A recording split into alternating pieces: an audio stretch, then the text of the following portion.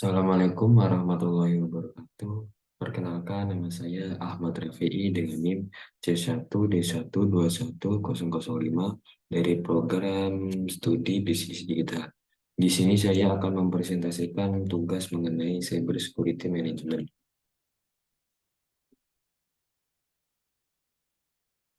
Yang pertama ada keamanan informasi itu penting. Yang pertama, melindungi data sensitif.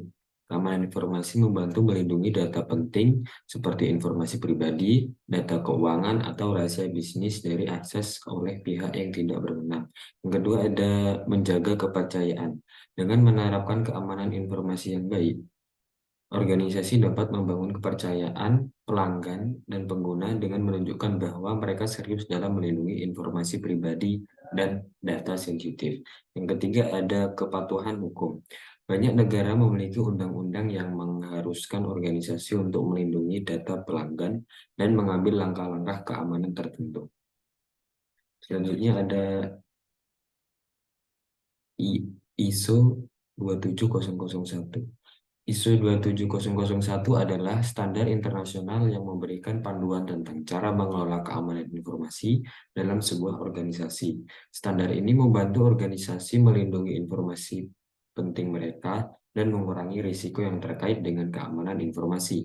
ISO 27001 melibatkan perencanaan, implementasi, evaluasi, dan perbaikan terus-menerus dari langkah-langkah keamanan informasi.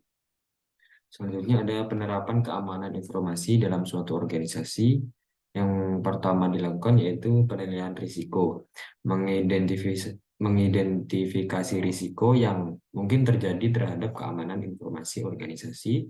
Yang kedua ada evaluasi kebijakan, memeriksa apakah kebijakan dan prosedur keamanan informasi yang telah ditetapkan sesuai dan diterapkan dengan baik. Yang ketiga ada pemeriksaan fisik, memeriksa keamanan fisik, membangun dan pengaturan akses fisik ke ruangan server dan peralatan. Yang keempat ada pengujian keamanan teknis, melakukan pengujian untuk mengevaluasi keamanan sistem dan jaringan organisasi.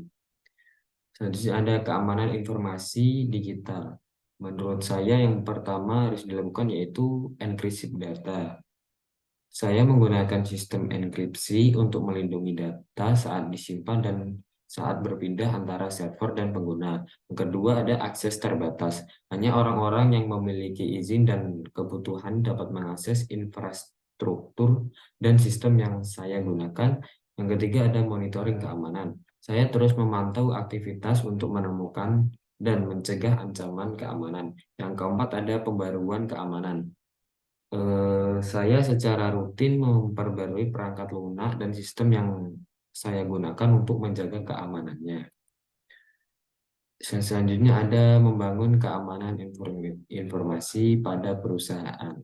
Pertama yaitu evaluasi risiko, identifikasi dan evaluasi risiko keamanan informasi yang mungkin dihadapi oleh perusahaan Anda, tinjau aset informasi kritis, ancaman potensial, kerentanan sistem, dan dampak yang mungkin terjadi jika keamanan informasi terancam.